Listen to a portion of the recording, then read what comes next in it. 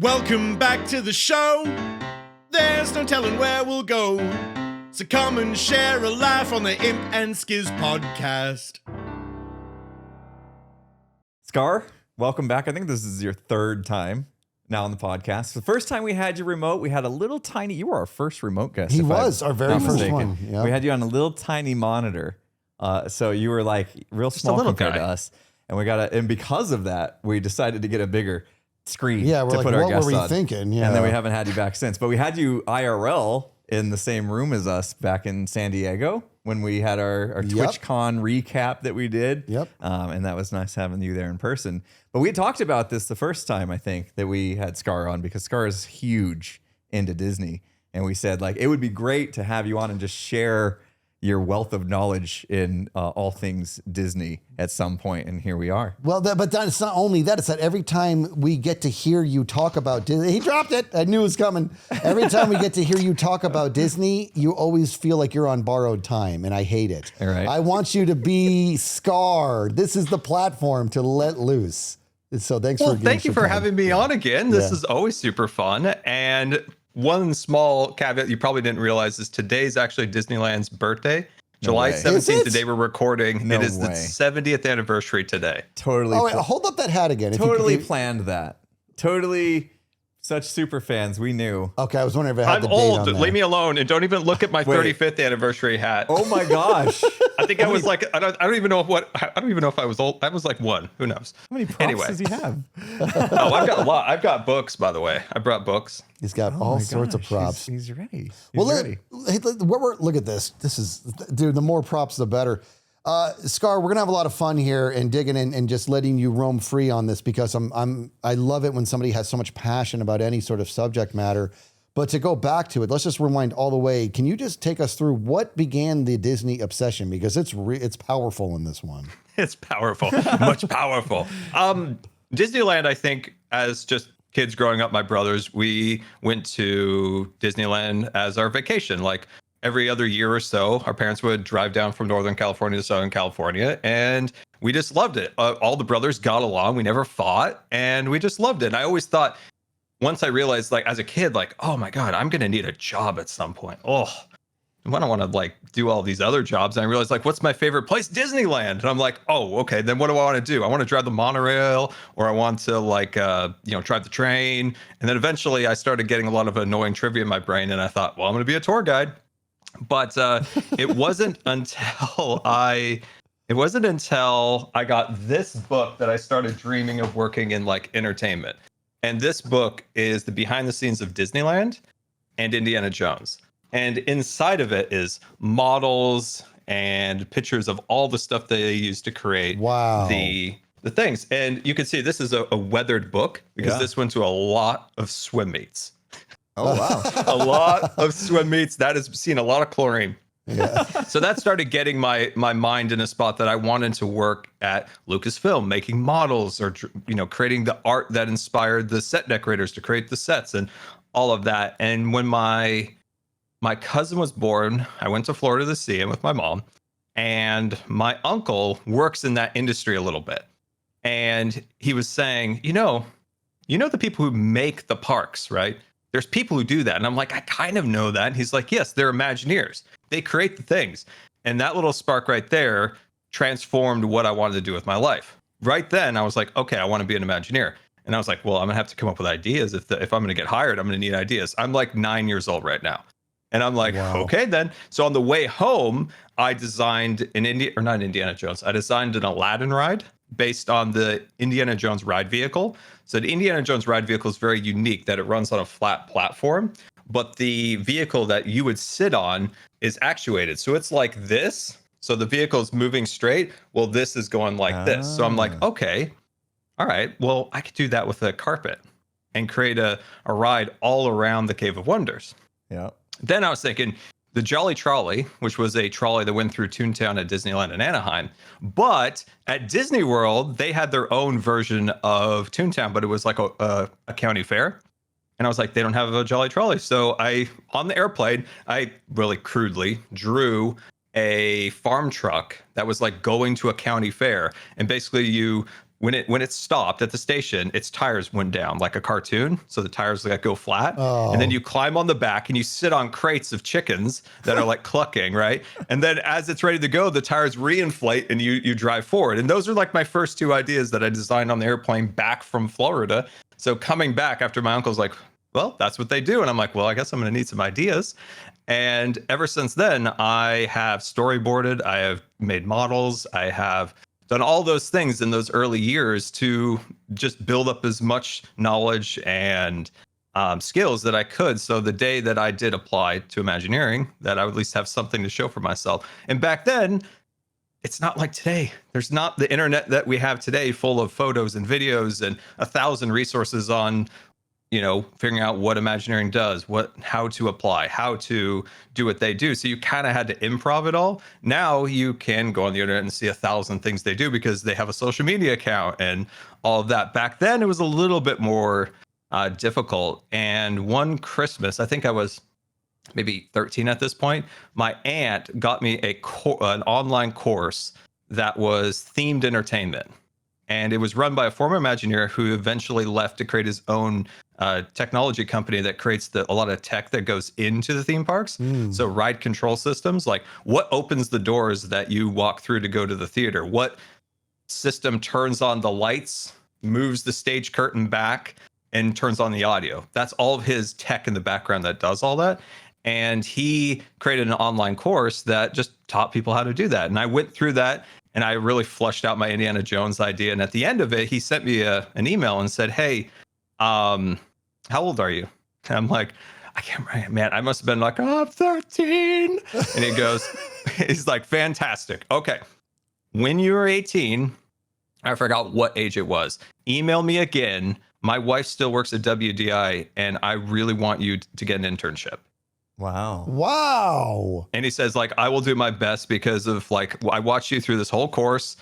And what you did was like, yeah, I'm not to toot my own horn here, but like he said, I feel like I'm like tooted too much, but he's like, what you did was great. And I think you have a career. And I'm like, wow, that is at 13. Wow. And your first ideas were at 9 on the plane ride home. On the plane ride home. Scar, is there any chance at all you still have those mock-ups? Oh, yes. I think, man, I know I've got them somewhere. If you're able to find them later and send them to me, I would love to show the audience. I did find this recently. This was my Jar Jar Binks notepad that I did have at that age, but I don't know if there is anything in here or not, sadly. Man. Oh man, okay, that's a really bad Pluto, so don't look too closely. That was 9 years old. Here's some like silly stuff I did draw at 9. Pluto. Oh my! There's some silly stuff, but that's cool. Not like the big stuff. And eventually, even after that, I used to like have a bulletin board, and I would do watercolors, and I would mock up my idea for a Villain's Land. And now at Disney World, they are going to be adding a Villain's Land and Fantasyland in Florida. But this is like 20 years ago. I'm mocking up my own Villain's Land because I felt like fantasy, it's happy, everybody's like, woohoo. But you need the scary. You need the scary element. So I always wanted to create a Villain's Land. So that was something I worked a ton on. But one thing that happened, unfortunately, is when I turned 16, my life turned upside down. Yeah. And all that work of learning everything I possibly could about the running of parks, because I didn't know exactly what I wanted to do. I loved animation for the fact that humans create each one of those frames, and those backgrounds are designed by humans. And there's just something so magical to me about that.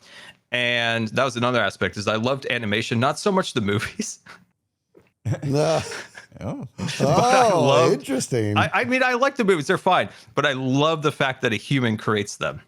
Yeah. Every bit of it. There's nothing free in there. It's a blank sheet. There's nothing free. Everything had to be created by a human. And it always just absolutely fascinated me. And eventually, like with Pixar, just their incredible creativity that they had for that chunk of time from like Toy Story onwards, just hit after hit after hit. And so there's a few jobs that I wanted. There was a liaison between Pixar and Imagineering, so that Pixar could make sure they had some say in what's created in the parks. A storyboard artist was another thing I wanted to do. A model maker was another thing. So there was a lot of different things I was trying to figure out what I wanted to do exactly. But at 16, I got sick and started with a headache and then went downhill from there. And I still retained that like want to be an Imagineer for a very, very, very long time. And honestly, my kind of passion for wanting to create theme park attractions, create shows and things to make people happy, because that was the main thing, is like people go to the parks, it makes them super happy, and I want to create things that make people laugh and have fun with their families and friends. And that drive to always like get over what was wrong with me, to be able to get back on track to be an Imagineer, like helped me get through the darkest and hardest times of my illness. But it wasn't until I think it was finally once I saw like a note that my dad had to get my doctor to write for just like maintaining my insurance. And it just said something about like progressive neuromuscular disease, and I was like, it really hit me that dream might be over. That this disease that I always keep feeling like I'm going to get over, and I'm going to then become an Imagineer, was futile. Like it's just going to be with me forever. And it was kind of like, it took me a long time to kind of like accept that maybe this dream of becoming an Imagineer might be over if this is something I'll never get over in terms of my illness. And that hurt for a long time. And the one thing that truly got me over it was YouTube and creating videos, and be able to have some form of a creative outlet, to something to fulfill that desire to create fun things that entertain and get people excited and happy. So that's what kind of like got me over like the huge like gut punch that was like, I might not become an Imagineer. And then eventually kind of YouTube filled that role. And in some ways, I'm reaching more people in some cases than I would. And I have far more creative freedom than I would have in Imagineering, being under a corporate structure, creating the videos, creating the builds and all of that stuff. So that's a long-winded answer of how I got into Disney and kind of where we are today. Some great stuff in there. Like, so that Imagineering kind of like course that you took, do you find yourself using those learnings with what you're doing on YouTube? Absolutely.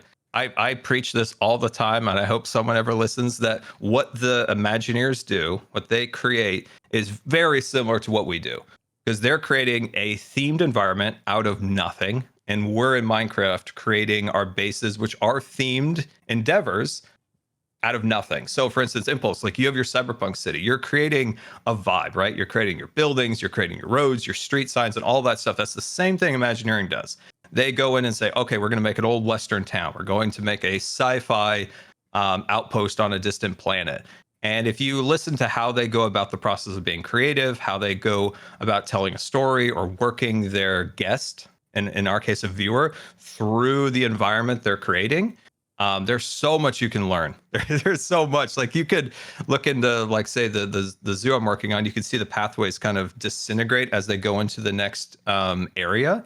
And that's very similar how, say, in Disneyland, they'll transition a pathway from Fantasyland to Frontierland. So you're going from a medieval village to an Old West frontier area. So you'll see the terrain start to change under your feet. The handrails that are next to you are going to go from kind of like this ornate wood to kind of rustic logs. You'll see the lights start changing. They'll go from lanterns, or they'll go from, like, say, like a stained glass kind of medieval ornate look to a lantern kind of flickering with a candle. Like all of those things, you can start like looking at your own builds, right? And really enhancing them. And you could get into way more detail of like, does your base tell a story? Like when you walk through it, are you being told like, this is Bob and Bob runs the tavern and Bob's worried about the dragon up on the hill? Or are you going in there and thinking more of like an experience? You're just kind of taking in the sights. Like Pirates of the Caribbean doesn't really tell like a full narrative at Disneyland, like that ride.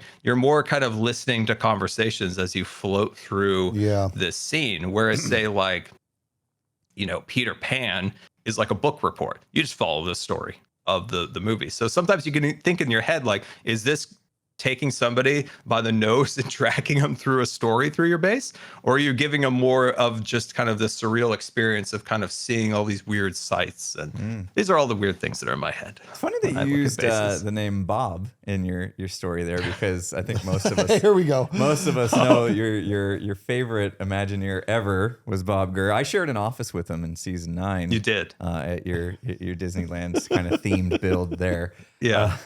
So tell me what is it about Bob Gurr that really led you to kind of like put him up as I don't know, would you call him an idol of yours? I would say that Tony Baxter is my favorite Imagineer. Oh, not Bob Gurr. I know. I love Bob. I love Bob dearly. But Bob is also really great. He reminds me a lot of my grandpa. And Bob went to art school to design automobiles. You know, that's what he did back in the 50s. And when he came to Imagineering, they needed an engineer.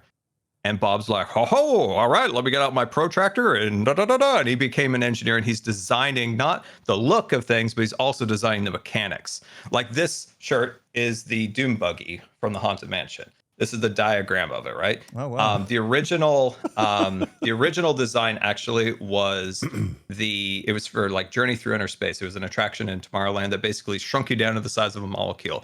Bob Gurr came up with this idea by twirling an apple on his finger, right? Because there's a stem for the apple. And then he started twirling it like this, and he was like, wow, that's actually how we can create this vehicle that will turn and show the guests what we want them to see and what we don't want them to see. Because we don't want them to see the backstage area and the exit. We want them to see the show scenes. So this design here is on a little pedestal, and it turns like that to show and it can also actuate and stuff like that. But Bob Gurr is just like an incredible mind, both creative and engineering, and he's just a silly goose. Like if you see his social media, like he's almost 90. He might be 90, and he's still at the park just strutting around with his Disney legend pin on, letting everybody know that he's a Disney legend. Yeah. But Tony Baxter is actually my favorite Imagineer. He's the quintessential Imagineer. He started at Disneyland as an ice cream scoop, and he worked his way up from that to being an Imagineer and to creating my favorite attraction, Indiana Jones. He also created Star Tours, Disneyland Paris, and the list goes on. But he is at its soul is like the true like Imagineer. Wow. I mean, we were going to get into cool. a question at some point about what your favorite attraction was at any of the parks, which you just answered. It's Indiana Jones. Yeah, I knew that already because you've talked about that in the past. But what is it about Indiana Jones that makes it your favorite? Well, I went on it when it opened. I had terrible pneumonia, but it wasn't going to stop me. And it was just such a surreal thing because at Disneyland, right, you had the Pirates of the Caribbean, you had Indiana Jones. Those were very immersive attractions that really took you out of the world. But something about Indiana Jones, one, I loved Indiana Jones. And two, you start in Adventureland and you see this temple and the jungle and the crickets and all those things going off. And then you start going into the temple. And you just get further and further away from Disneyland. You go about almost a mile. It's like almost a mile from the start point where you started your journey at the queue entrance all the way till you get on the vehicle. It's almost a mile. Wow. And so as you traverse these caves, because what you're trying to do is you're trying to get under the Disneyland Railroad, because the park expanded so much that they had to build things outside of the berm. And that's the Disneyland Railroad. So it's on the other side. So you have to go under the Disneyland Railroad and across. And by doing that, you are so teleported out of the world and into this crazy temple in the jungles.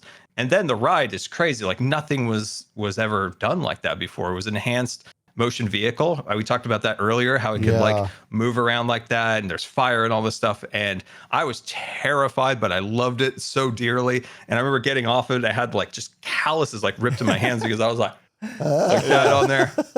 And it was fun. I went with my mom and my aunt, and I was probably not quite, I probably wasn't quite tall enough to actually ride the attraction. We put on my big boy shoes, like the big guys. Yeah. And then my mom like puffed my hair up, and when we got to the entrance, the thing to show if you were tall enough to ride Indiana Jones was a snake, was a cobra. And I remember I was like, I was terrified. I'm still terrified of snakes. And I'm like, and I like sucked it up and I went next to it. And I'm like, oh, and they're like, okay, he's good to go. And then we got through there, right? And I remember watching people coming off the ride and they were like this. I was like, oh no, do you think they didn't like it? Do you think that, Mom, did they not like it?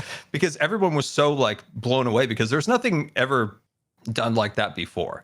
So people were just leaving like with their like eyes kind of wide open on this is like the first year it was open, right? But when we got close to the vehicles where you got onto the attraction, there was kind of like this lady who looked like Trunchbull from Matilda, and she had another like measure to see if you were tall enough to ride.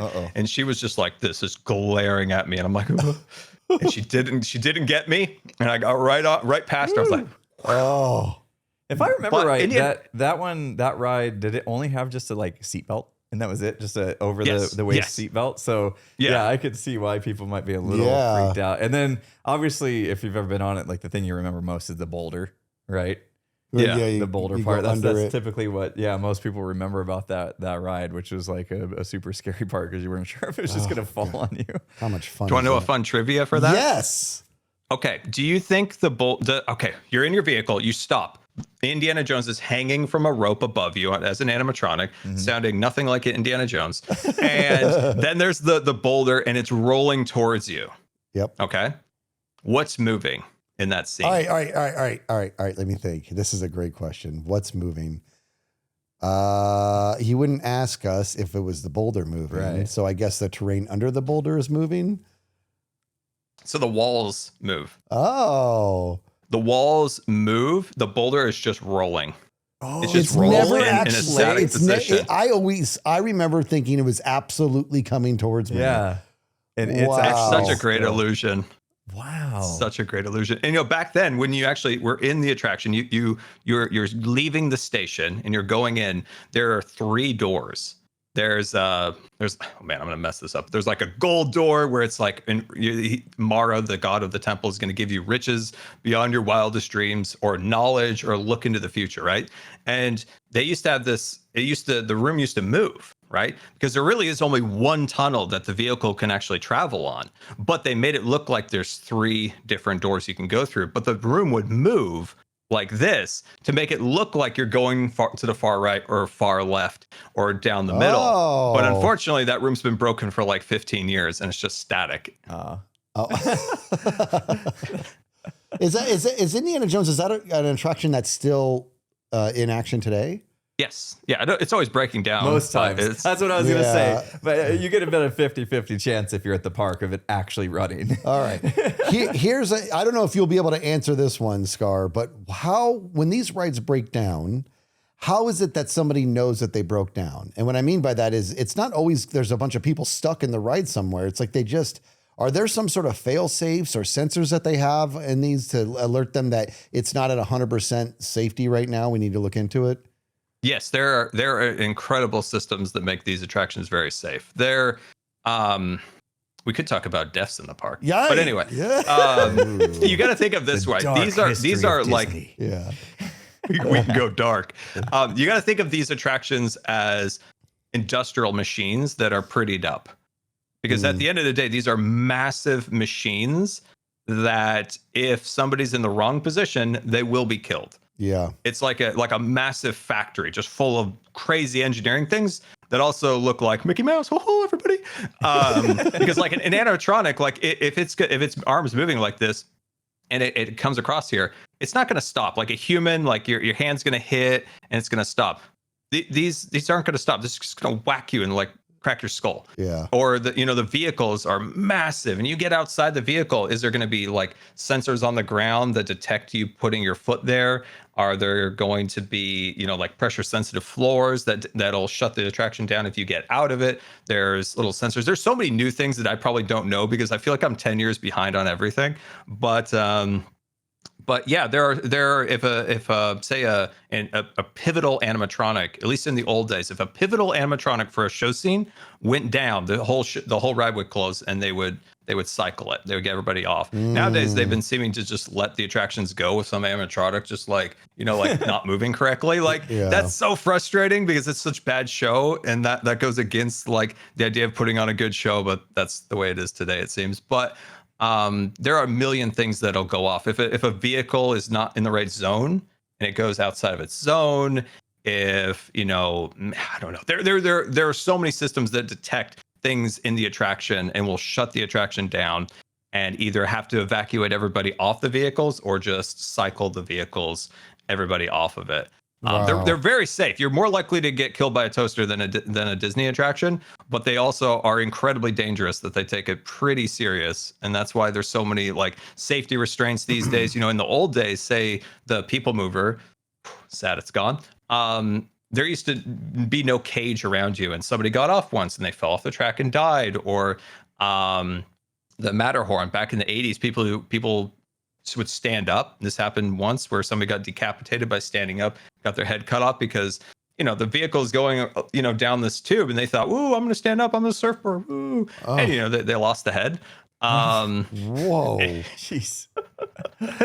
So they're very dangerous. They're pretty, but they're also very dangerous. And there's a reason why cast members are pretty adamant that you do what they tell you to do at the parks. Like, you know, don't puff up your hair to make it look like you're tall enough to go on a ride. Follow the rules. Don't be like Scar. Follow the rules when you're at a Disney park. Speaking of, on the subject of parks, how many different Disney parks have you been to? I've only been to Disneyland in Anaheim, California, and Disney World in Florida. Obviously, there's parks in Tokyo, Hong Kong, Paris, Shanghai. So I've never been to those. Someday I'd really love to go to Tokyo. Tokyo is probably the best run park of the entire thing. It's run by the OLC, the Oriental Land Company. They basically license the Disney property, and they run it themselves, and they do a fantastic job, because when people go to the parks, they pay for their ticket and their food and their merchandise. That money goes into, into the company, then reinvested back in. Whereas Disney, all that money goes into 1,000 other things too. So the pool is smaller, I feel like, in the American parks to like reinvest in this and that. Whereas Tokyo, they seem to have much more money to do crazy and cool things. Like if you looked at their Monsters Inc. attraction in their Tomorrowland at Disneyland versus the Monsters Inc. attraction in California Adventure, there's like a night and day difference between the quality of the two. So someday I really would love to go to Tokyo. That's my dream. Out of the two that you've been to in the U.S., World and Land, which one do you like better? Oh, Disneyland by far.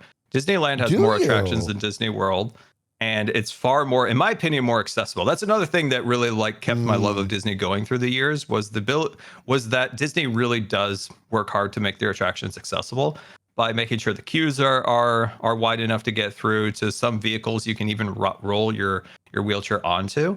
And so that's one thing that has always kept my love of Disney, because it was something I could actually do when I got disabled. So many things, like, can I go to Yellowstone again, which I love national parks? No. Can I do this? No. Can I do that? No. Can I finally learn how to surf? No.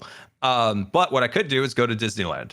And so that also kept my love of the parks. But Disneyland to me is more accessible because you have both parks right next to each other. There's not like giant distances you have to travel.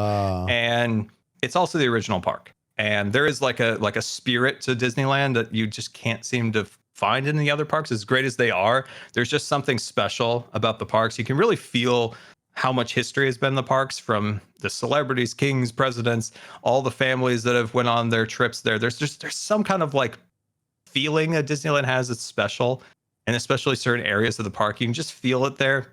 Or the other parks are fine, they're fun. But there's just something special about Disney. That's the park that Walt literally lived in. He lived in the fire station in Main Street. That was his apartment. He lived there, and he saw it get built. And whereas Disney World, he passed before Disney World was complete. And I don't know, there's just something special about Disneyland. There's also the fact is, I feel like Disney puts a little bit more money into Disneyland at times.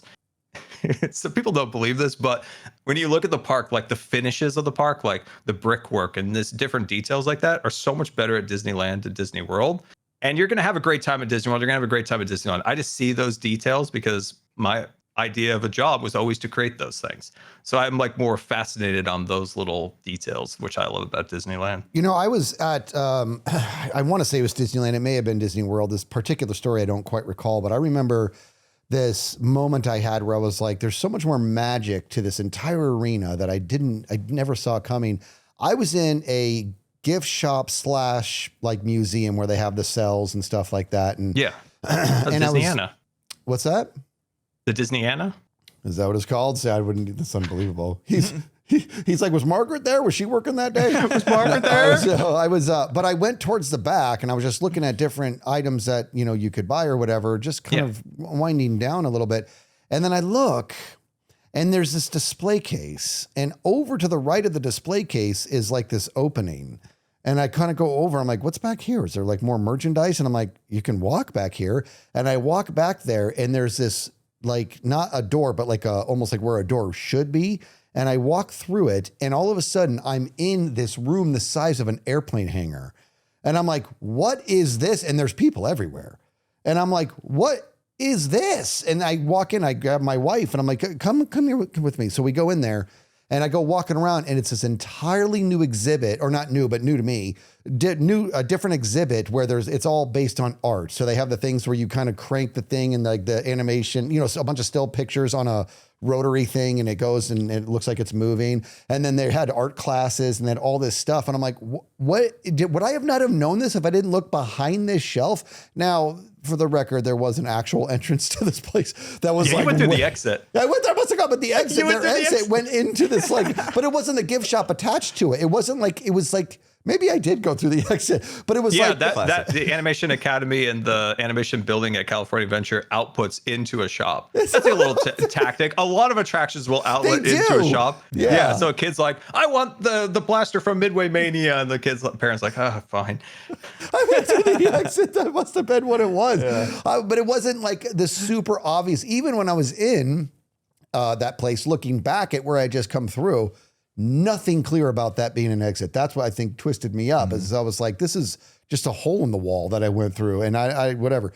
But I loved it, and it was this whole thing I think I would have missed entirely. And that's one of the things I love about Disney is how it's not just, you're not just there to look and ride rides. They get you involved. There's a lot of kinesthetic learning in the, you can take classes and there's things to touch. It's almost like a really fancy museum. There's a ton going on in the park because like, I know like the first couple times I went, I was just focused like on the rides, like get in as many queues as I could, ride as many rides as I could, get a fast pass, whatever. And that was it. That's all I focused on was running around the park, getting on the rides. And then after a few times at the park, I changed it up and I was like, you know what? I want to like see more of the details. I want to go explore the main street and go into all these little shops and stuff that they have. And I was just absolutely blown away by what was going on that like most people have no idea. Is there any like secret Disneyland dude, give us the things that you could like if you were in my boots, right? This is my 5th time going to the park. I'm not here to do the rides. I want to experience something unique, something that most people don't know about. Do you have any tips for those kind of people? I would say Disneyland's the best place for that, because if you're interested in the history of the park, there are so many crazy things that have happened at the park that you could, go through. First, you go through you could even learn about how the park works, right? You go through the tunnel under the train station, and you're now teleported out of the world of today and into Disney's like idea of getting you outside the world. One of my favorite things that Disney did back in the day was they had the gate where you would go through the park, right? And there was a shop. It was cut in half. One side sold newspapers, the other side sold, Mickey Mouse ears and stuff like that. And the idea about that was that you were leaving today and all your problems for a little bit of fun with your family.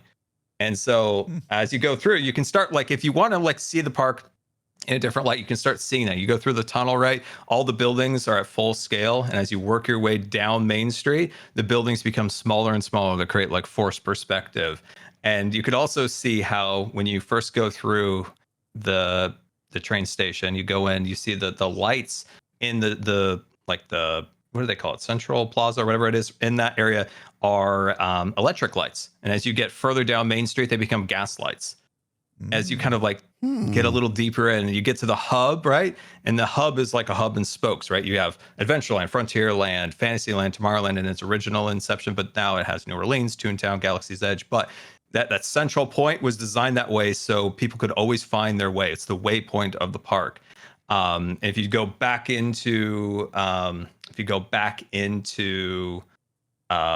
Main Street, you'll see the fire station. That's Walt Disney's apartment. He lived there during the creation of Disneyland and then on into the running of the park. People would often see Walt driving the trains. They recently found records that like it was like engineer something or other driving the train, and then it was like Walt Disney. Wow. And he would just get on there and he would drive the train. There was a story once where he got on an Autopia vehicle and just drove it through the park. It was his playground. He could escape Hollywood, get away from there, and go into the park.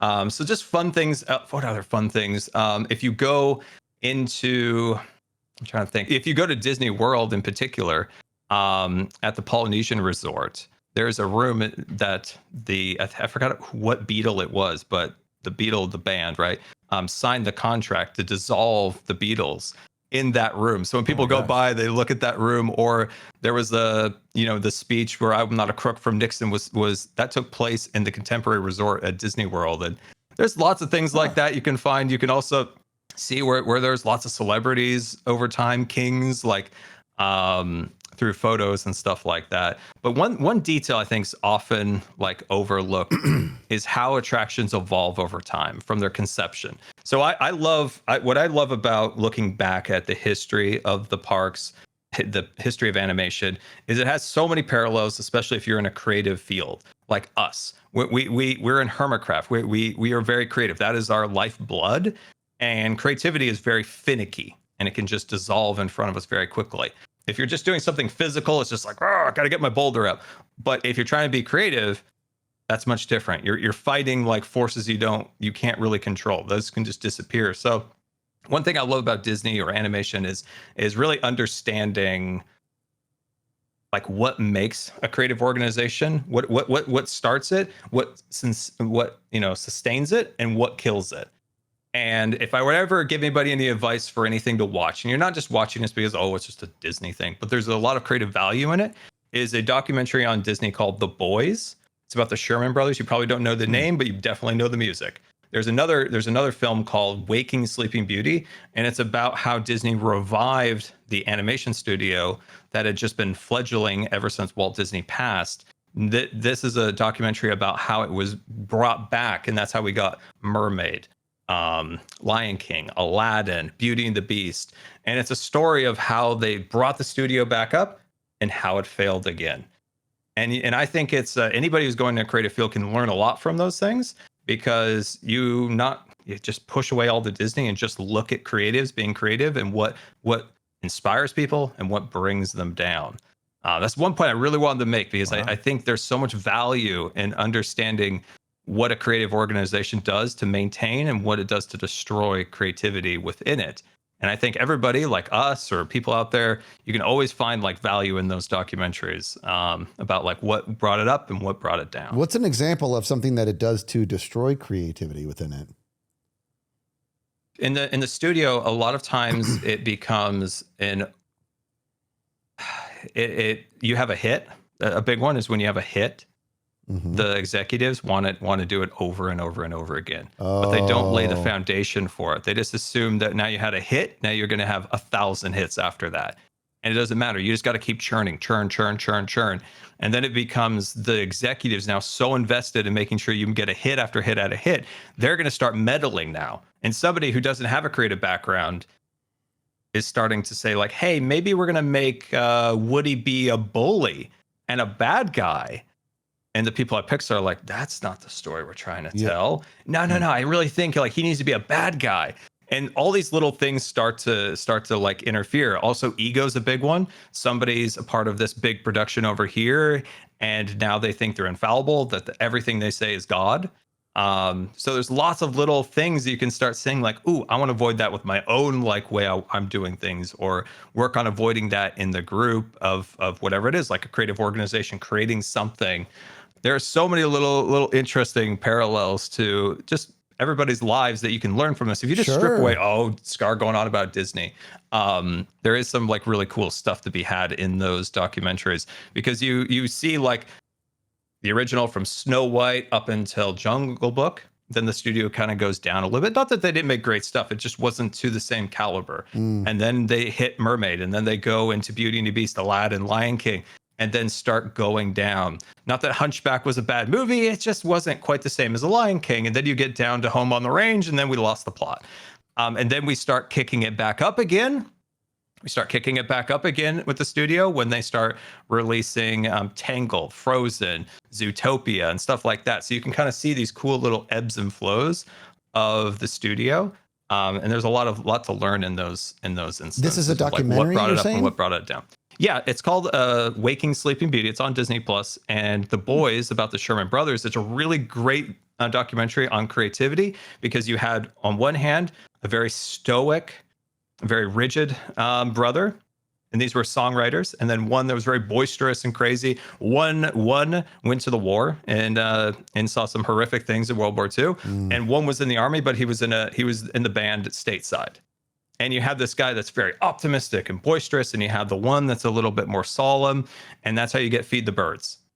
That's how you get A Spoonful of Sugar from Mary Poppins. They wrote all the songs for Mary Poppins. So you can see how you can have both a laugh and a tear, and how these boys brought it together, and how they're polar opposite humans, but somehow they work together to create absolute magic, until one day they both broke and they couldn't be around each other, and then the music fell away. Wow. That's cool. This is what I'm talking about. This is what I like. When somebody has so much passion for something, I'm learning things about, like, we're seeing the different side of Scar now. Do you know what I mean? This is where, because you're being unleashed, and your depth of knowledge on this is crazy. And so I'm going to be watching these documentaries, by the way. That sounds fascinating. So I recommend them. Staying on the subject of animations, is there any Disney animation that you feel like didn't get enough love, like was underrated, people miss it, or missed the point that you think is like should be, S tier, and it doesn't get, that kind of love? I have an answer. Number one thing that comes to my mind is always 2D animation. I know it's not a specific movie, but I think there is an underappreciation of what for it the took. art of 2D animation. Now, 3D animation is great. We love Pixar. We love all the cool things that the stories that Pixar's told. But there is an element of animation that I miss so dearly. That was 2D animation. 2D animation to me is the closest to like just the actual stroke of the artist. You can see the little bit of mess up, right? You can see where the pencil went a little too much, or you see like a little awkwardness, and I think that makes it more human. And I said, I will absolutely love Pixar movies, but they can also be a little sterile in CGI. And so I really miss 2D animation. And sadly, Princess and the Frog was the last 2D animation film that Disney produced. And that's a movie I always felt like is a little bit underappreciated. One, it's a good story. Two, it's the last hand-drawn animated film. And you could go back to, say, Treasure Planet or Atlantis. I think those films were good. But I think the stories were good, as I would probably preface. But the animation and the art is what is so beautiful. And I think there's just a lack of appreciation on how incredible that art is. Even going back to the older films in the golden age of Peter Pan, Snow White, Sleeping Beauty, like really look at those films not as a film for children, but look at them as a piece of art. If you look at Sleeping Beauty and you strip away all of like even just the characters, look at the backgrounds. They are an absolute work of art. If you look at the backgrounds, if I was an animator, I would be a background artist. That was my thing. I wasn't a Mark Davis, like a Renaissance man. He was the ladies' man. He made all of these. He was the supervising animator for Maleficent, Aurora, Corella. I think what's the one from Peter Pan? Tinkerbell. So he was like that. I was more like Claude Coates. Claude Coates is the guy who creates the backgrounds. So if you look at Pinocchio and you look at the incredible backgrounds, like I just ask people to like take a moment and just like move away the thought of these being kids shows or whatever, and just appreciate the art, appreciate the backgrounds, appreciate that somebody drew and painted all of that. And then somebody in the background and also doing the technical side, creating the multi-plane camera. So you could take a 2D film and give it depth. If you've ever heard of the multi-plane camera, it's like you take the background and you take the cells and you layer them. And then you have a camera that can go like up and down to create depth within the film. It was created by UBI Works in Disney, and it is so cool. If you're ever at the Disney Family Museum in the Presidio, they have one. And they also have one in the studio in Burbank, California. Do you own any cells? My parents do. Do they? They do. Disney cells? Disney sold them for a while. They treated them like trash. Yeah. So for instance, at the parks, there you could find them today. If you search like Disney cells being sold at Disney in the early days, it was like $5, and it would be cells worth today 100,000, 50,000, 20,000. Yeah. And then eventually, like in the 80s, they kind of understood what they had with the cell. Like, this is a valuable piece because this is literally the movie. Like, this cell is what you see. It's one frame. Yep. When you watch the movie, what you own was in the movie for a fraction of a second. Yeah. Yeah. Yeah. And like my parents got some for like $100 in the 80s. Wow. And one time they spent like 200 and they got like an Aurora. And it's so cool. Like that you own like a little piece. Like, so growing up, down the hallway, my parents had some of those up on the walls, and it was always cool to see those. It's like, that's a little piece of that movie. That's a piece of Pinocchio right there. It is something cool. I do have a fun trivia for you. A lot of people give the early days of Disneyland a lot of credit to the Imagineers, which obviously they should. But there are two dudes, Carl and Ed from Aero Development, that get no credit. Disney has a very sanitized history of Disneyland, right? Oh, I'm Walt Disney and I saw my kids on a carousel and I wish I could ride too. That's basically the thing. But actually, the history of how Disneyland went from like conception to its actual building is wild. At one point, it was like the Disneyland USA Railroad, and it was going to go from like town to town with like little miniatures that people could walk through and stuff like that, and eventually evolved to an actual physical park that was going to be outside of the studio in Burbank. Then it became a bigger thing, and then it ended up in Anaheim on its plot. But the two guys, this is a very old book from the olden days. You could see that I kind of tore it up a little bit. But these guys, Aero Development, nobody ever talks about them. Ed and Carl, they were responsible for the manufacturing and the engineering behind a lot of the early attractions. So say they had to build the Dumbo ride mechanism, that is the Dumbo flying elephants at the park that opened in 1955.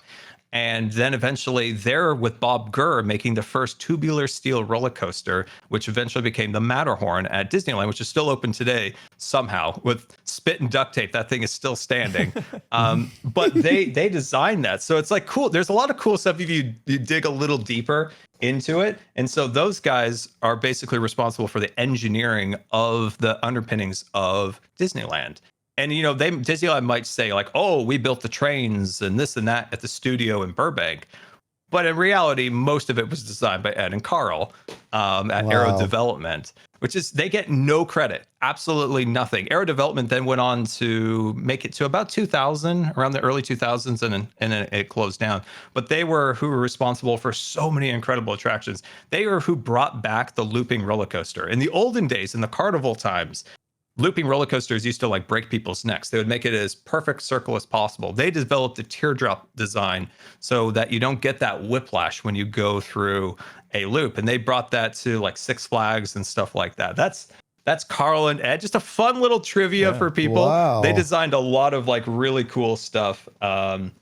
And this is another testament to my grandma. Like, it's so important, like in your life, to have people around you that support you and what you like, your passions are. It's like my aunt getting me that online course that I met that former Imagineer who had that ride control company. Or my grandma was like, who got this book for me. I learned so much about engineering through it with Carl and Ed. And it's always good to have people around you that like to uplift you.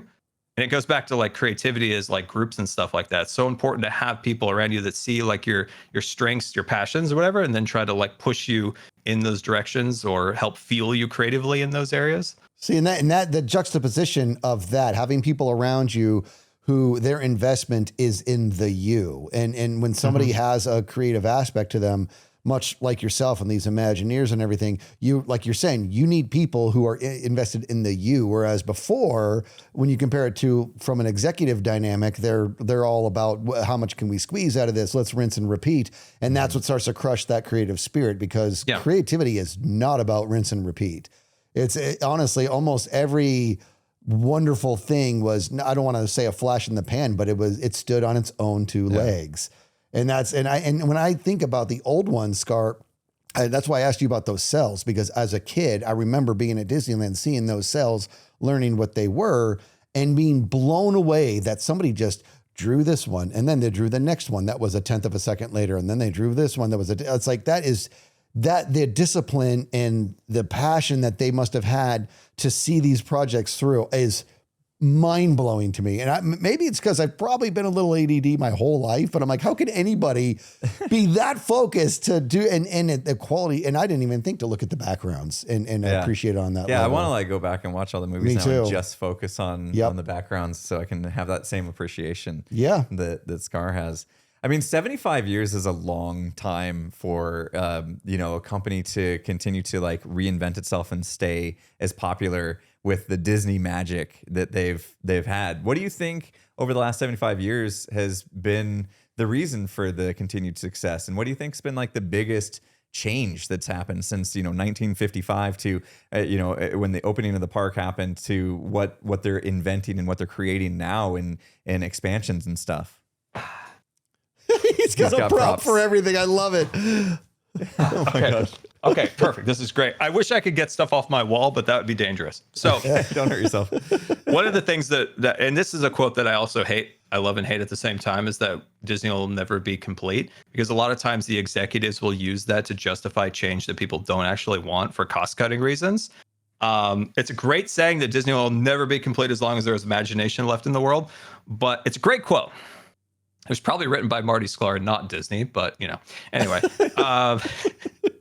A lot of Walt's quotes were written by Marty Sklar. It's so if you just take the good of that and you say that Disney will never be complete, that's how Walt saw the park. He built the park with what money he could afford at the time. Tomorrowland didn't have enough money for plants. So what they did was they put little signs next to the weeds and was like, gave it a fancy name until they could get money to finally landscape the Autopia area. So there's like lots of funny things like that. So obviously then they got money to do that. And then the park became a success. And then Walt's like, okay, what's next? Let's see, let me look at the wall. Okay, it says 1959 is when that opened, but I thought it was 58. Anyway, their first big expansion in the park was to build the Matterhorn. We talked about that earlier. Their first tubular steel roller coaster in the world, and first roller coaster to have multiple cars running on the same track. So it wasn't just one car goes up, the other waits in the station, and it comes down, and then the other one goes off. It was fully like controlled system to have multiple cars going across there. But that wasn't satisfying Walt enough. Then he was like, we also need a submarine, an actual real submarine. And we're going to have that people get into the submarine and we're going to have them go under the sea. Can you imagine 1958, 59? Seriously. And you're seeing all this stuff for the first time? We're so jaded today. There's so much around us. But can you imagine just seeing this for the first time? You get into a submarine as a kid in 1958 and you look out the porthole window and you're like, what? I couldn't even imagine what went through those kids' heads. That's Tony Baxter did that. And it's what inspired him to work at Disney and become an Imagineer. But you have that. And that's not all. You also got the monorail. You create the monorail. That's this futuristic train that's going to run on a beam and go to the Disneyland Hotel and back. And fun fact, when they opened that, they invited at the time the vice president, Richard Nixon, to come to the park because Walt and him had a little bit of a rivalry. One was the vice president. One had like the fourth largest submarine fleet in the world, just below the platform of the submarine, the platform of the monorail below in the submarines. So Walt and him kind of like, hey, I've got this and I've got that. So basically what happened was he's like, hey, why don't you get on the monorail? Let's go for a ride. He gets in the monorail. Bob Gurr is driving it, the Imagineer we talked about before, because he designed the Matterhorn, or not the Matterhorn, the monorail, right? So he's in there. They close the doors. Secret Service is like, what?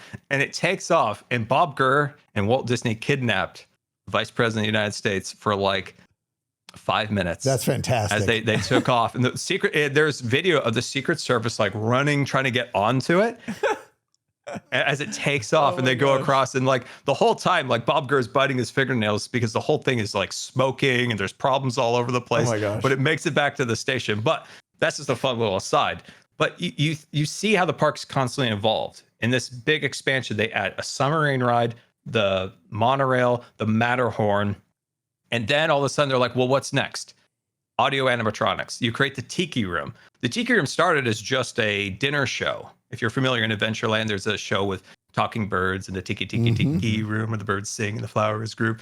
It was supposed to be a dinner show, but then they're like, well, if these are real birds, they're going to poop in the food and all that. And then they're like, well, then we can maybe make them animatronic. Then it became a show with the singing and the dancing, right? Well, what does that lead to then? oh shoot, we're going to work on all these new projects like Haunted Mansion, Pirates of the Caribbean. But hold on, we got to go to the I always goop up dates. 1965 World's Fair, 1966. Somebody will correct me. But Disney kind of had to stop there for a second. They have these great attractions ready to come, Haunted Mansion and Pirates of the Caribbean, and they're going to be walkthroughs. And you're going to walk through these scenes and you're going to have all sorts of cool things happen. And they build the exterior for the Haunted Mansion, but it sits there blank. And there's a sign about recruiting ghosts from around the world written by Marty Sklar on the front. And then you have the foundations for the Pirates of the Caribbean in New Orleans Square stopped to create the World's Fair in New York. And at that time, Disney creates Small World for UNICEF, the children's charity. They create like a continuous automated like vehicle system for the Ford Motor Company, which was an attraction where you got into a convertible Ford at the World's Fair, and you went through these scenes with like animatronic dinosaurs. Because basically you're going like back in time with like oil and all sorts of stuff, kind of like the evolution of humans. Mm-hmm. This is all going on at the World's Fair. So Disney like put everything on a pause at Disneyland to create these attractions for the World's Fair. Because one, they got a ton of money for research and development to create these attractions that eventually will be able to come back to Disneyland. That's how like Walt saw it. And then I think it was Illinois sponsored the Great Moments with Mr. Lincoln, which was the first audio animatronic human, right? So can you imagine you're in New York, maybe you've never made it to California, you've never seen Disneyland, and you go into a theater, the curtain pulls back, and Abraham Lincoln stands up in front of you and gives a speech in 1960. Yeah. Like that's how you keep pushing. You keep seeing like, okay, can we make a human figure?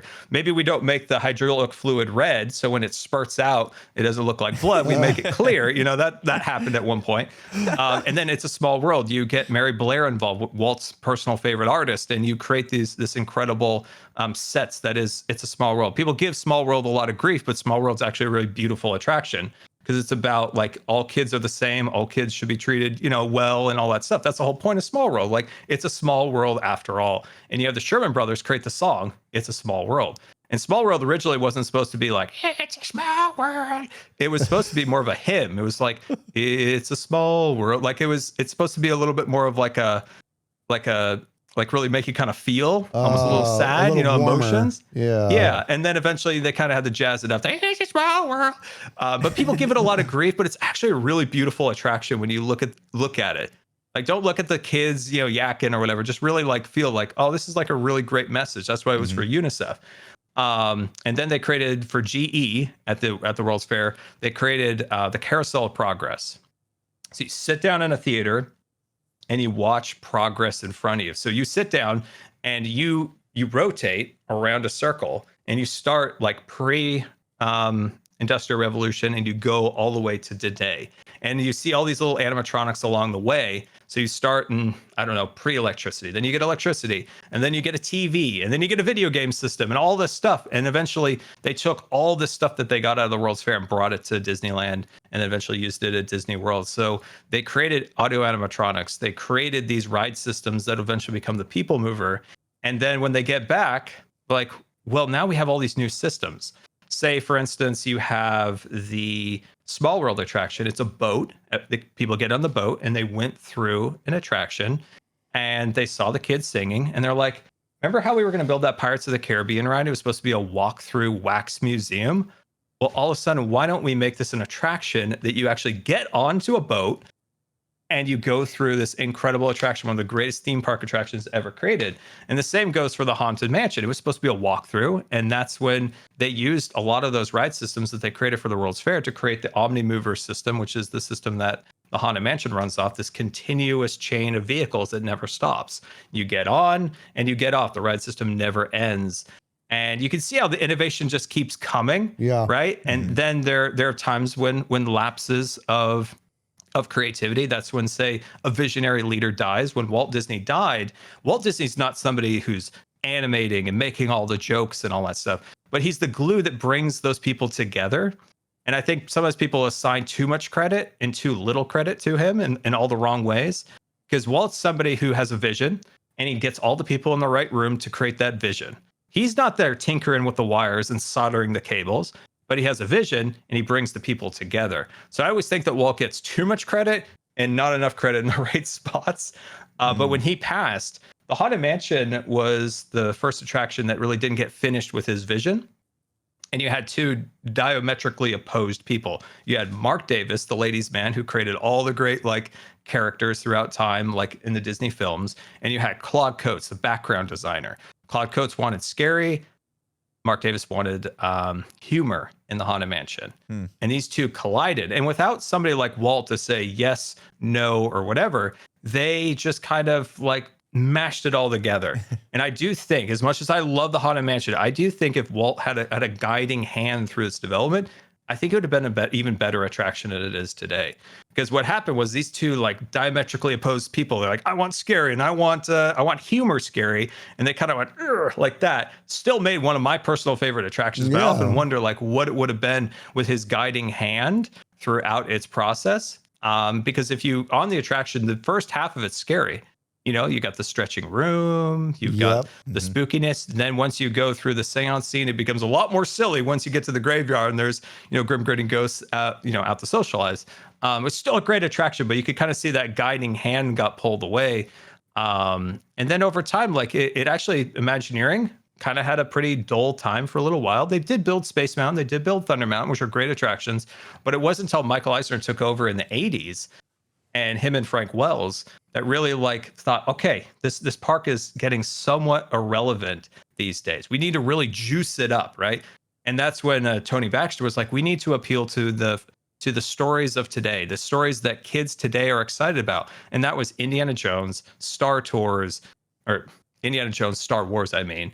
And those are the things that they were like, okay, let's start diving into those. So that's when they build Star Tours in Tomorrowland. And can you imagine you're in the 80s, Star Wars hasn't been out very long, and you're going into a simulator attraction, which had never been seen before. Yep. And you get in there and all of a sudden you're doing the trench run. Yes, dude. And after I don't have to imagine it. I remember being in the 80s. Being a kid doing it too. I remember waiting in line for hours to get on that thing. But the line was cool because you were in. Another thing Disney does, like the line itself is enjoyable, like that. And I've been when I first started playing Minecraft, I remember thinking I can cancel lines all over the world. All you got to do is give people the ability to play Minecraft, and then because when you play Minecraft, you blink and 2 hours have gone by, you know.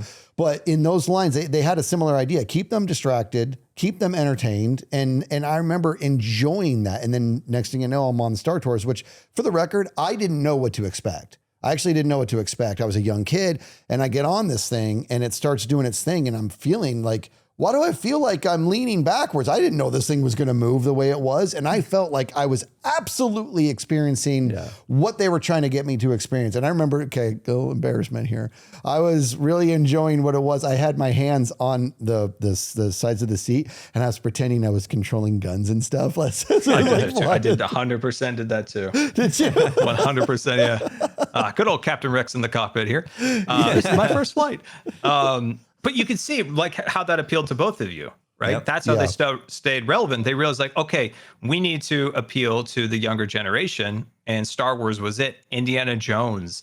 And so they had such a great visionary leadership back then. They had Michael Eisner, the CEO, and they had Frank Wells. And those two propelled the studio. They were creating those attractions. The parks were booming. The studios were incredible. But sadly, Frank Wells died. He was a mountaineer. He's climbing the mountains. But sadly, his helicopter crashed. Ugh. And after that, these two, Michael Eisner and Frank Wells, they worked very well together. Frank Wells was kind of the glue, the structure of it all. And Eisner's kind of the wild guy, the creative guy, kind of throwing around crazy ideas. And you need kind of like somebody to center you and somebody to push you. Yeah. And these two worked very well. It's the exact same dynamic that you had with Roy E. Disney and Walt Disney. Roy E. Disney was the money guy, kept Walt in line, and Walt just kept pushing. So as Walt just kept pushing and trying to spend money, he's keeping it so that the studio still has money and still can run, but still innovating. And it's the same dynamic that Frank Wells and Eisner had. But sadly, when Frank died, Eisner kind of went all over the place. They had a lot of failures. It scared Eisner. He had some medical emergencies that also scared him, and eventually became the company kind of like atrophied for a very long time in the 90s. Quality really declined in the parks and stuff like that. And then Bob Iger came around, and kind of rejuvenated the parks at that time. I often see these CUs usually stay around a little too long, in my personal opinion. I think Iger may be a little long in the tooth at this point, but when he first came, he was great. He brought Pixar under the wing of Disney. He bought Marvel, he bought Star Wars, and those things are what continued to keep the company relevant. Now that they own these properties, have they done good or bad with them? That could be debated, but he's still like, that's how these companies still stay relevant with Disney, is they start investing. Okay, we're going to make a Marvel thing. We're going to make it. Now we have the Star Wars thing. We have Pixar now under the wing, and they start, investing back into the parks, and they create Galaxy's Edge and all these different things. So that's how over these times there's humps and valleys and this and that. But that's kind of how they stay relevant. They try to look for what's the new innovation, what's appealing to the kids of today. And that's how they kind of keep the ship. Now, I often like people, Scar loves Disney. And I love the artists of Disney. I think that's like a super important part that I want to point out is I love the artists. I'm not so much a fan of the people who make the decisions that like the corporate structure. I've never been a big fan of that because I feel like they're soul sucking, just trying to, make a dollar, maintain the share price at the expense of artists by laying off artists, this and that. I support the people in Imagineering that create all of these cool things. It creates all the fantastic art. Those are the people I celebrate, is the artists of Disney, because they're like the lifeblood of it, and they don't get enough appreciation when it's usually somebody at the top who often gets the credit for it. And those are the people that are making decisions like whether or not to tear down an attraction to create space for a new one, right? Yeah. Is there any attractions that they've torn down over time that was just devastating to you? I'll give you a point that just happened. A couple days ago, they closed in Disney World the Rivers of America, the Steamship, and Tom Sawyer's Island. And obviously you do, as we just talked about, you need to appeal to new audiences. You need to change. You need to evolve. So I think there's a very delicate balance of how to do that, because often when there's change, people get really bad and be like, oh, they just hate change. Well, the problem is it's not that easy, because people grow emotions and attachments to things. And when they see those things leave, they get sad and they wish they wouldn't have gone. And I always get upset when people do get really like mean to people who see change coming, and they're like, oh, they just hate change. No, they have a lot of emotions and memories attached to those things. Maybe they experienced that as a child with their parents. Maybe their parents aren't there anymore. That's in a connection to their parents. And now that's gone, which is real. It's sad. So a lot of people look at, like, say the ship that goes around, or Muppets that just left. Muppets was a film, like a theater show with animatronics and all that stuff. It was the last thing that Jim Henson worked on, and it's now gone. And that's a really sad thing. And people might say, oh, but we're going to get this Monsters Inc. thing and a big roller coaster. And that's great. That's fantastic. This is where I don't like executives. They had 14 different options they could have probably chose, but they chose the cheapest and least resistance area of the park. And that was get rid of Muppets. And they could have chose a few other areas that might have cost more money and might have logistically been more difficult, but they chose the cheapest, easiest route. They got rid of the Rivers of America primarily on the fact that they hate water. They just wanted to get that area out of there because maintenance-wise, that water in that whole area was very expensive. Now, it's okay if you want to get rid of something. It's just you have to make something that both is better than what you're replacing it to make it right to the people who missed what was there before, and also push the boundaries. Now, they're going to add a Cars Land to Frontierland. So you got like kind of some Frontier gentlemen over here in the saloon. And then you got Lightning McQueen going, cha-chow. That's where you have a lot of, that's like where you have a lot of like executive meddling in the creative process that I feel like that muddies the water in like the fierce pursuit of creating great entertainment. So that's a sad thing. And I think that when you look at a Magic Kingdom style park, so you have like a main street, you have a castle, you probably have some kind of a futuristic land, you kind of like an old frontier-y land, and you have Rivers of America and all these different things. These are like tentpole areas, in my opinion, that are what holds up the Magic Kingdom style park. A castle, a big river. I just feel like these areas can change and evolve, but the landmarks need to stay the same. You need that river as like continuity and a place, like a placemaker for the area. You can add new attractions, you can place new ones here or there, but there's certain things that you remove, you'll never get again. And I often say this to people who who are really okay with like change, that you have to remember that certain things that they may change, they will never do again. They will never build an actual functioning steam train that goes around a park again. They'll never build a fully functional steam paddle wheeler again. That's just not what they're going to do anymore. By getting rid of those things, you'll never see them replaced again. They'll be gone forever. And the one thing I miss with Disney is something you said earlier about entertainment and education. Yeah. And it's actually called education. It's like edutainment. Edutainment, yeah. And that side of the things is going away, and it's more being infused with just IP. And if I was there, I would try to like find the balance between that, right? You want to have beautiful, crazy new attractions that appeal to the young audience and stuff like that are going to be hooked for the next 50 years.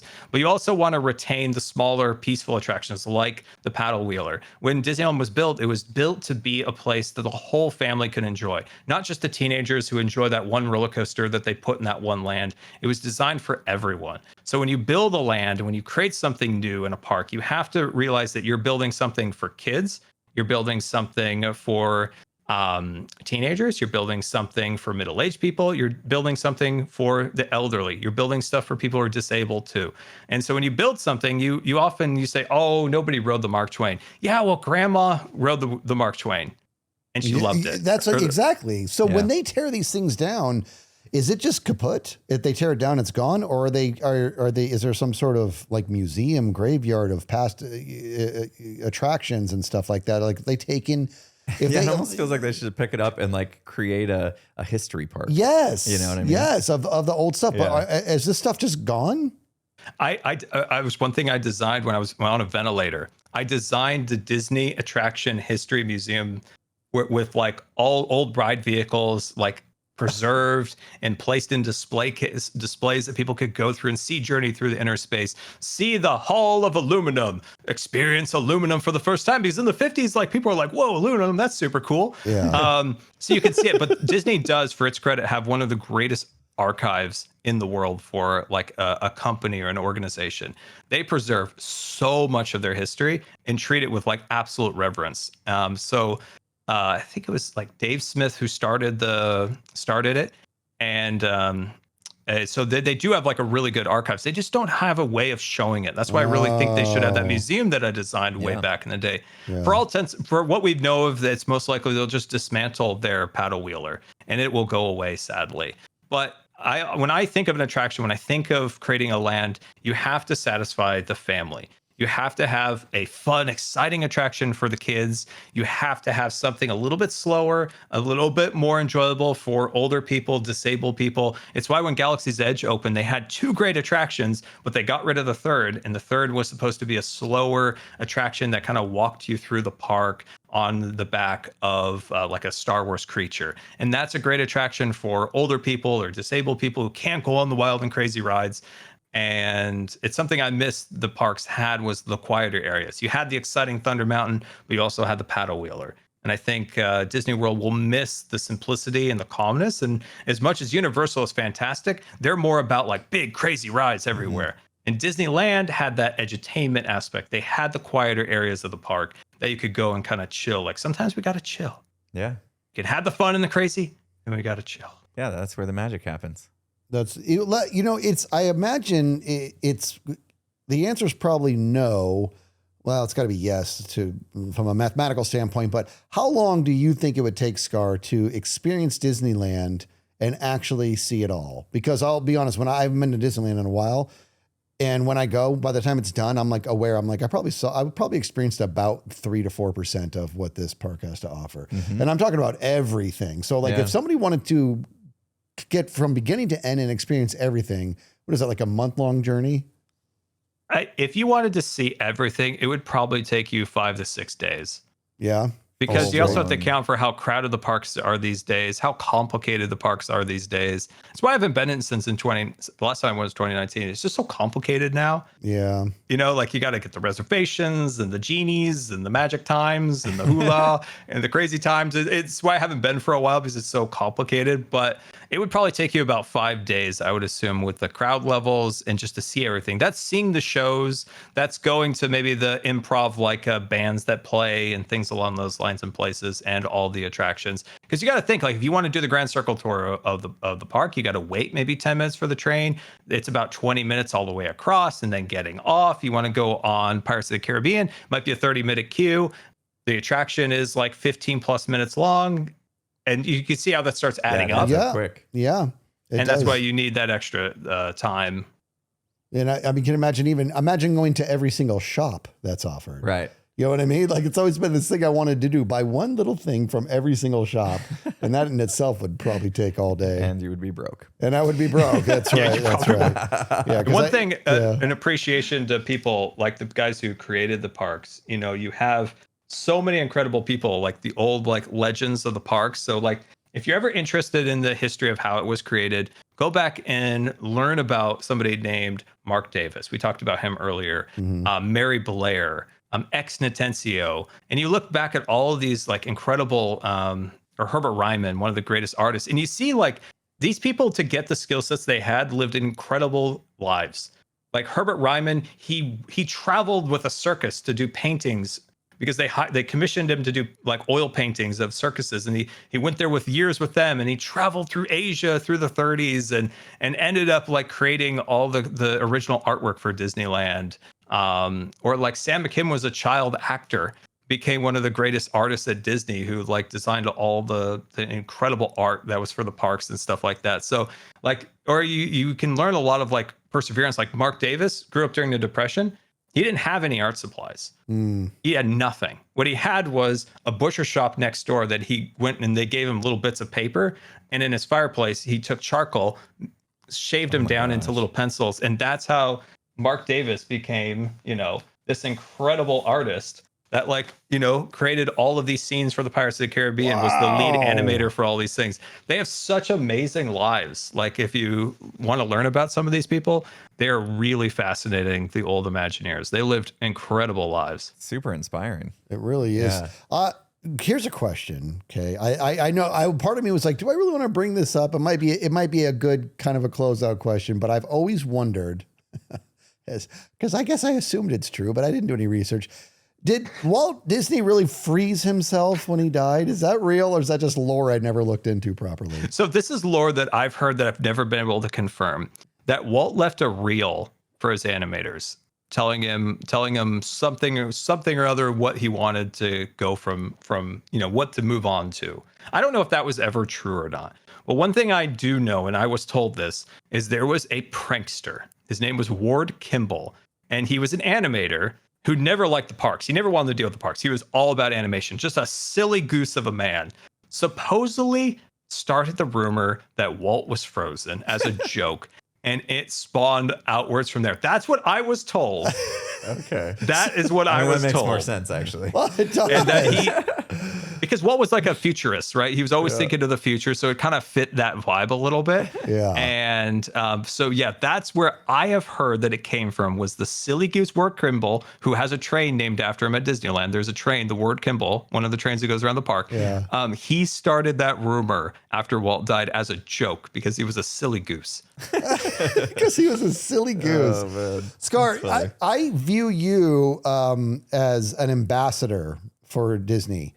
And to that end, I want you to pretend there's people listening right now that for some reason have never actually pulled the trigger. They've never gone to Disneyland. They've never gone to Disney World. They've seen some of the movies. They know Disney's a thing. Yeah. These people exist. There's lots of people that exist that are like, you know what? I've actually never made it there. And close us out by giving your pitch as to why they have to make it happen. I would say first, you want to get your family or friends together, because the parks are best experience with your fans, your family or your friends. And go to the parks and just, how do I explain this? Don't go in with any expectations, just to have a fun time with your friends or family. And you go to the parks, and I'll give you a few tips as you go through this wild journey.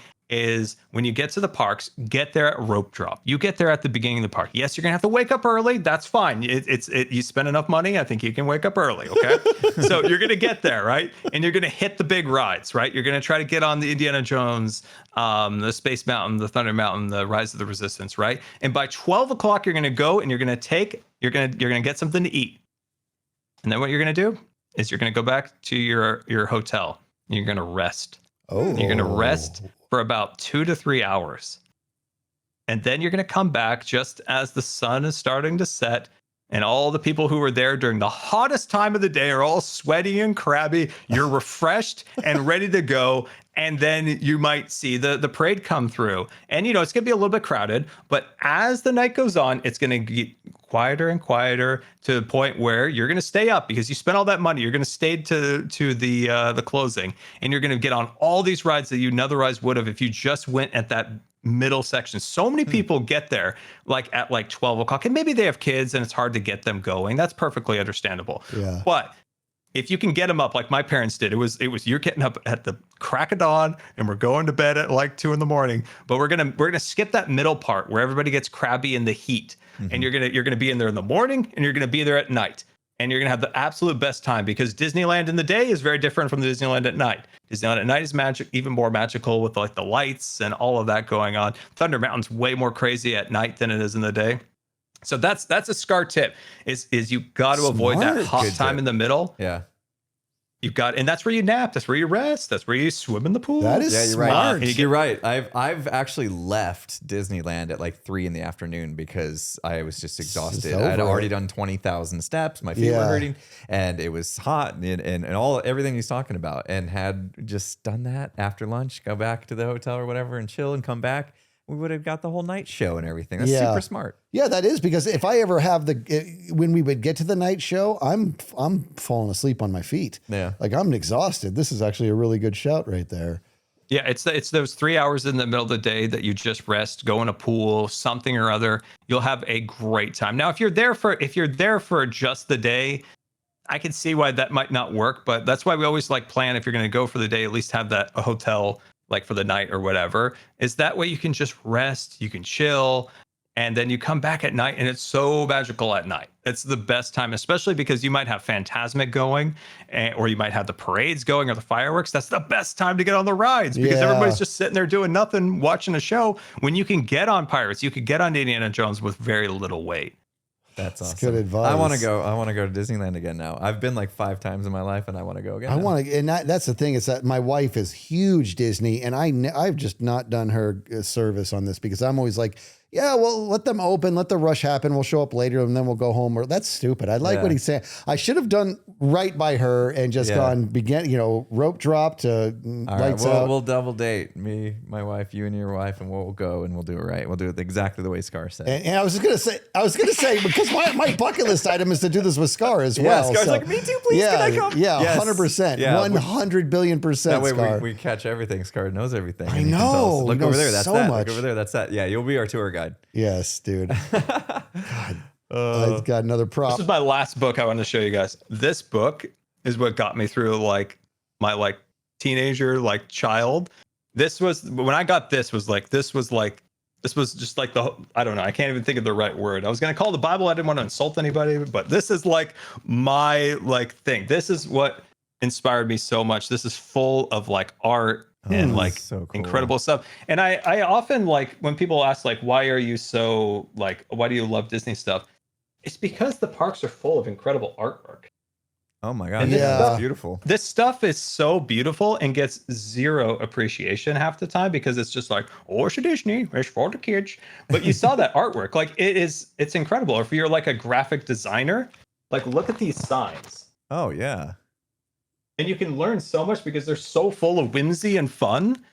And, there's obviously a lot of incredible art everywhere, but this art just always appeals to me because it's creating such a beautiful environment for people just to have fun and enjoy themselves in. That's what I love Scar is all about. And that's what inspired neighbor. Scarland in season 9. Well, and even now, just being your neighbor now, what you've built this season it just makes so much more sense now. And specifically when you talked about you would want to be a background artist. And it makes so much more sense now when you kind of the sets. He creates the sets. He creates the ambience, the feel you have, and you can't even put your finger onto why you feel that way. Yeah. Because that's how not hidden, but that's how well done your art is. It's the same. This is going to sound crazy. We were talking earlier about animators and how much credit they get or don't get.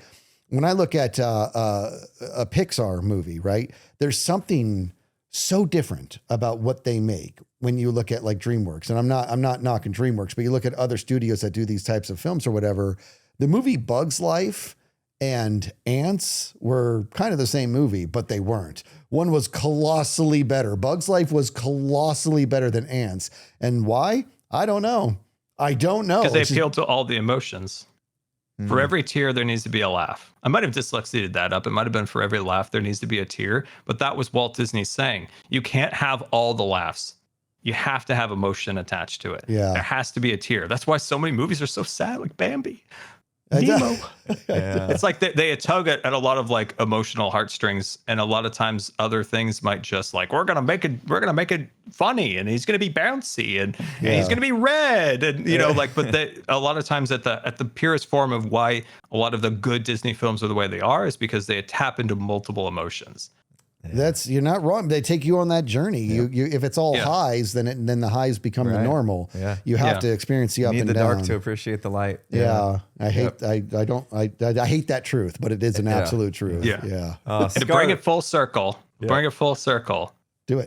This is the one book I have to, it's too far for me. I can't reach it. But as I said, I lost my ability to be an Imagineer. It was a bummer, but I did get to relive that through building Scarland in season 9 of Hermitcraft, where I was able to like create what I wanted to. Like I created my version of the park. Now, did I get any rides done? No, but I will get those eventually, Bill, someday as a creative series. But I did get to experience that and get to build that. And that was really meaningful. And then the artist who did create the Scarland art book by like creating art around what I created in Minecraft to make it like a real life thing to be an art of book.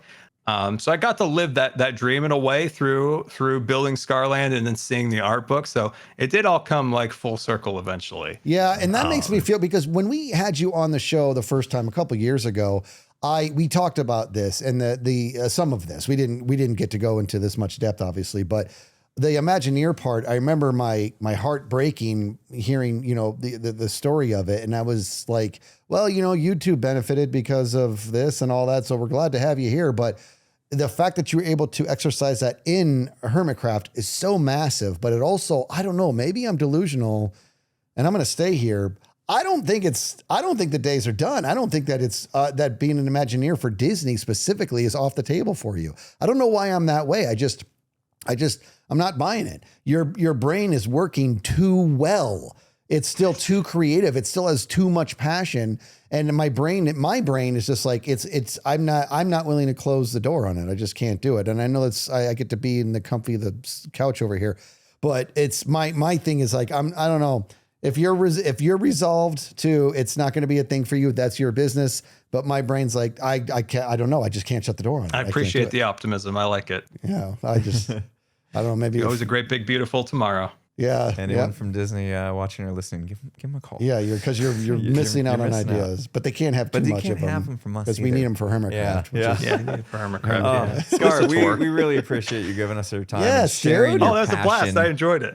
We know how passionate you are about this and about something we didn't get into, which was Star Wars. So maybe there'll be a Star Wars themed talk with you at some point in time, too. I was just gonna say that. I'd like to do something similar. I have like a whole this. thing about world building and Star Wars. Yeah. All these different films or book series are We're gonna have great. to get into that at some point in time for sure. Because that'd it's be always fun. a pleasure talking to you, especially about things that you're so knowledgeable and passionate about. So appreciate your time today. This Thank was a you, blast. Scar. Thank you, guys. Thank you, man. Yeah. See you, man.